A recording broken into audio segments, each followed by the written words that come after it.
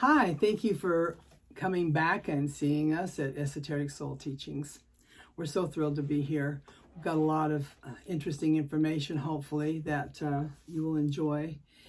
And we're thrilled to be here. One of the questions that was asked was about mystery schools. Mystery schools have their stories back in the annals of time. They've always been around. They're specific schools that were designed to teach adepts, disciples, and initiates in learning what they needed to learn in order to go out into the world and teach others.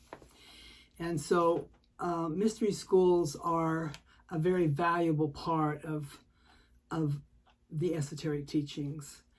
And we will discuss mystery schools more, but essentially they exist. They're around the planet. They've always been around the planet. And so more to be covered with mystery schools and the teachings of mystery schools.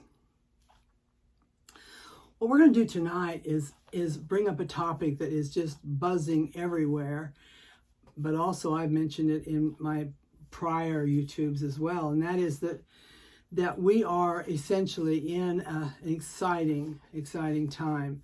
And I'm calling that the new earth, new heaven. What that means is that we are entering into a whole new perspective of what's going to be taking place here on the planet.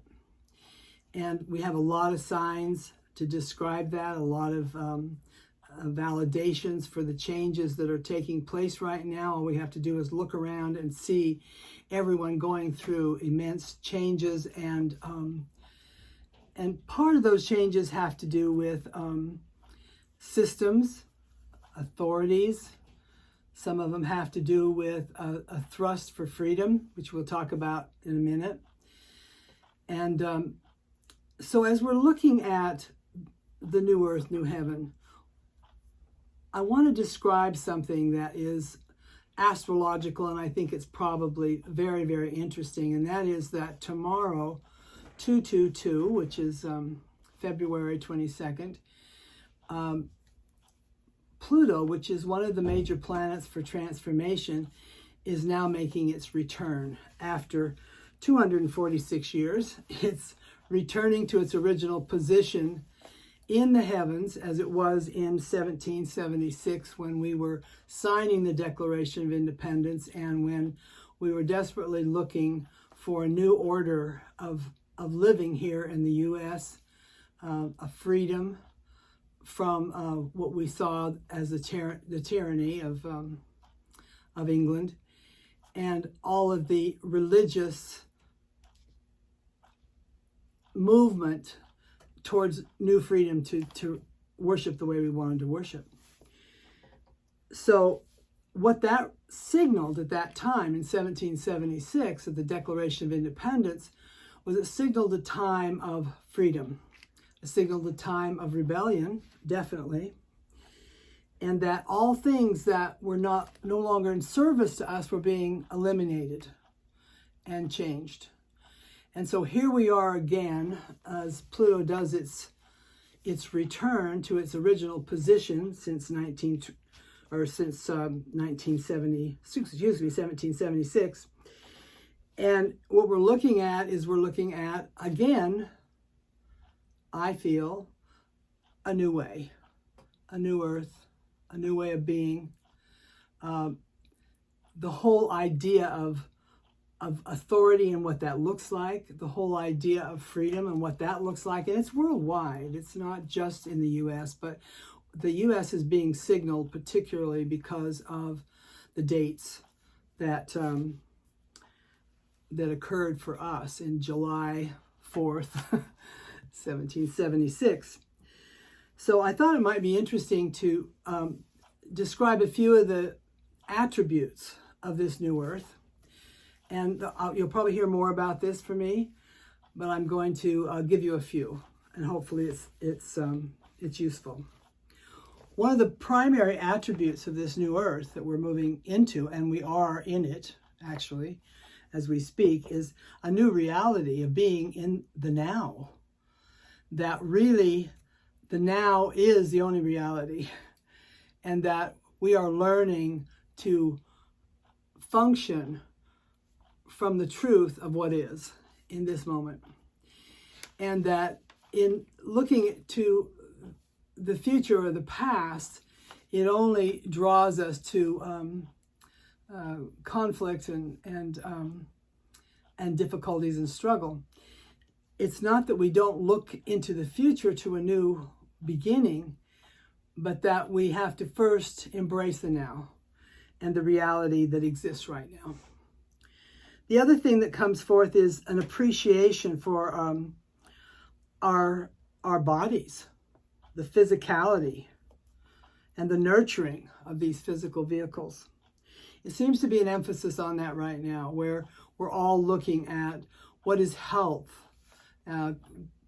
COVID has helped bring that to the forefront in terms of hopefully looking for immune system rejuvenation and looking at things that we can do with our eating and with our activities. But it's not only our bodies, but it's also the earth itself. And what I received is the interspecies that exist on the earth as well. So we have a whole mecca of life forms that exist here on this planet, and that the care and the nurturing of that is eminent and needed at this time. And so that's part of the new earth concept. The other thing that came through for me was that particular action and movement that has to do with sparking new forms of creativity, new forms of ways of doing business, new forms of way of doing relationships, creating absolutely new paradigms and brilliance and vision. So that's all coming in as part of it. So any kind of movement assists us in doing that. So let's spark that movement so that we can continue to create and make this new earth and this new heaven.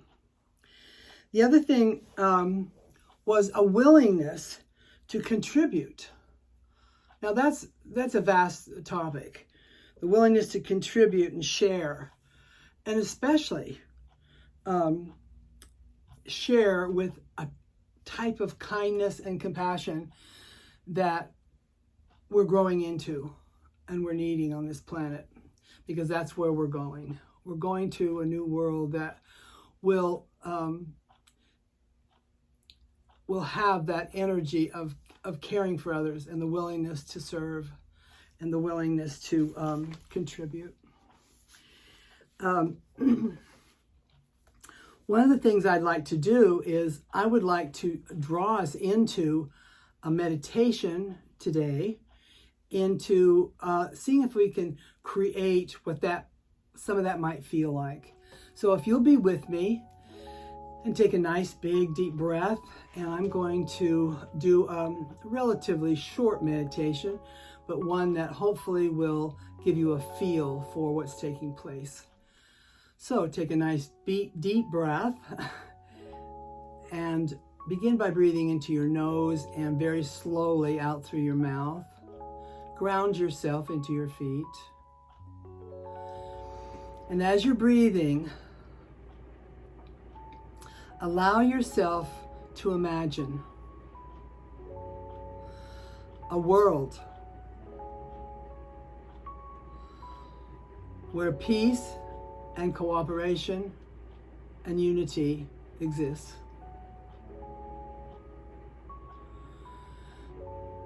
See yourself walking down a pathway in a beautiful forest. And as you're walking down this pathway, all around you is wildlife, birds, animals, sounds of nature. And as we breathe, we come to a clearing. And in this clearing, we see this beautiful white dome. It's huge. It's spectacular in size. As we begin to walk up to this dome, this white dome, it almost like it glitters and shines as we continue to move closer and closer. As we get closer, we see these beautiful doors of gold and silver opening up as we begin to walk into this dome, or tabernacle, you might say.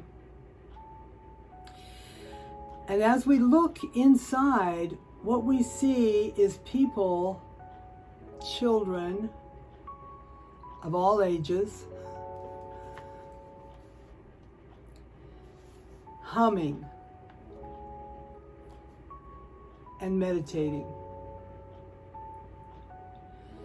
And as that happens, all of a sudden, what takes place is this beautiful light that comes off of every individual.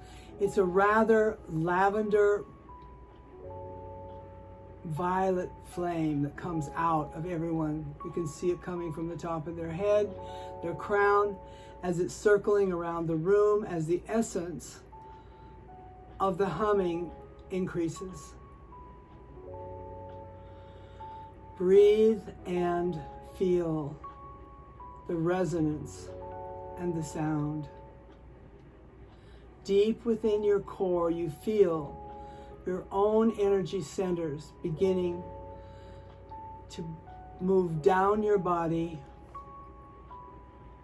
from your crown to your third eye, circling your throat as you're humming,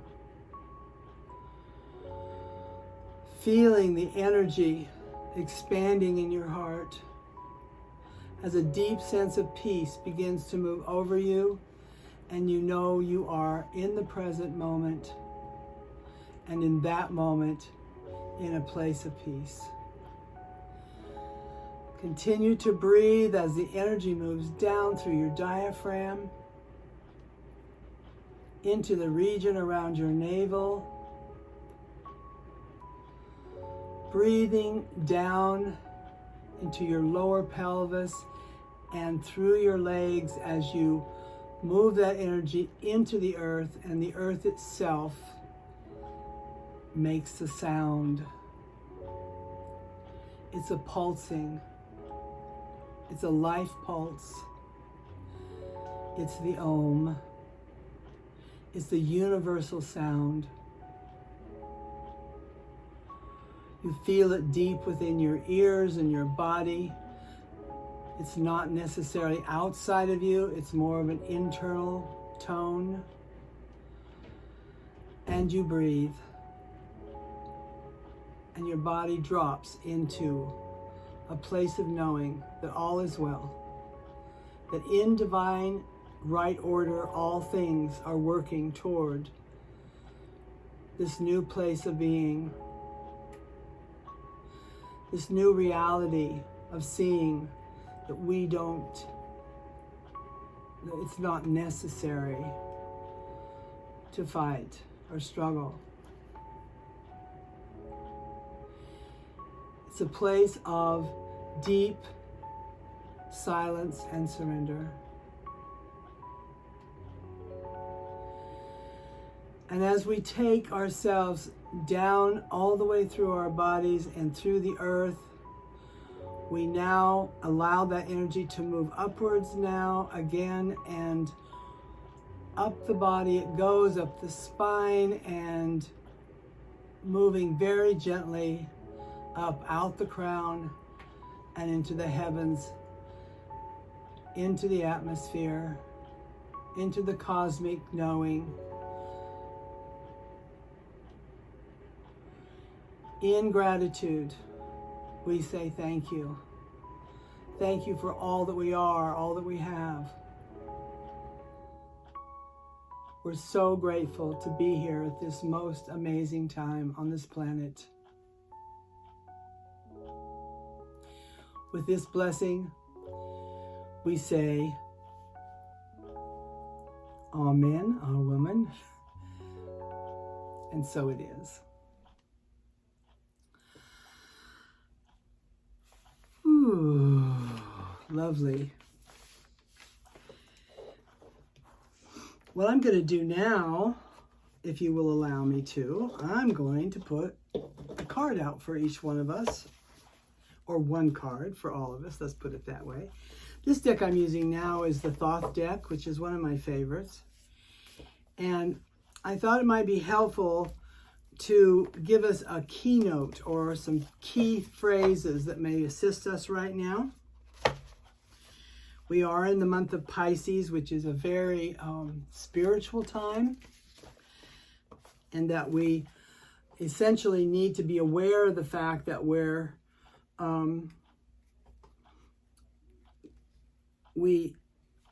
our consciousness needs to stay on a high frequency. As I spread the cards and I ask for the best and highest good for this card for us today, I call in, oh, isn't this interesting? The devil. Now, lots of people are confused by this card. If you'll notice, he has a grin on his face. The devil card isn't about the devil in a way of being bad. What the devil is about is the devil's about looking, paying attention, and being extremely discriminating with what you select. We talked about that in a couple of YouTubes ago, in what you select right now. And if you have questions about anything, it's good to ask someone you trust how they feel about a certain situation, because the more clarity we can get, the better we'll manage through this period of time. It's also about grounding ourselves, believe it or not. It's grounding ourselves in the reality that the subconscious mind or the busy mind is not necessarily our, there are demons. The monkey mind are our demons. So pay attention to the monkey minds, and when they start carrying on and doing their business of telling us we're this way or we're that way and getting us out of time, the past and future, that's when the devil comes in and says, don't trick me. Don't trick me. All there is right now, and that's what's key. So that discrimination should be could be very helpful for us right now. The stone I've chosen is one of my favorite stones. It's called Larmar. It's a dolphin stone. Now, why and what is the reason we brought the dolphin in? Or brought in this lovely blue. It's not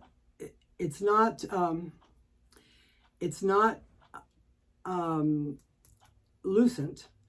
It's solid. But what it does is it lets us know to flow. The dolphins tell us that we take things way too serious. That life on this planet is to be joyful. And we've already talked about the roadmap to joy. And that the dolphin brings in that element of joy that we all need. And to keep our mood up. And to see if we can not make things so important. How about that? So that's Larmar. So as I'm doing this, one of the things I want to describe to each one of us is that, and for myself as well, is that everything we need is there. Take the time for yourself. Take the time to go within yourself. Take the time to walk away from circumstances that no longer serve you. some trips into nature is helpful. And next week we're going to get into some interesting work about an astrological or psychological astrology and esoteric astrology. So stay tuned. And if you'd like to book a session with me, you can find my information below. And make sure to subscribe to the channel if you can for updates, and leave your comments. Love to hear them. And we'll address them in the next video if you leave us some information on them or some questions. So I'm going to say goodnight and tell you that I appreciate each one of you for showing up. I appreciate each one of you for supporting this channel. And we'll see you soon. Thank you.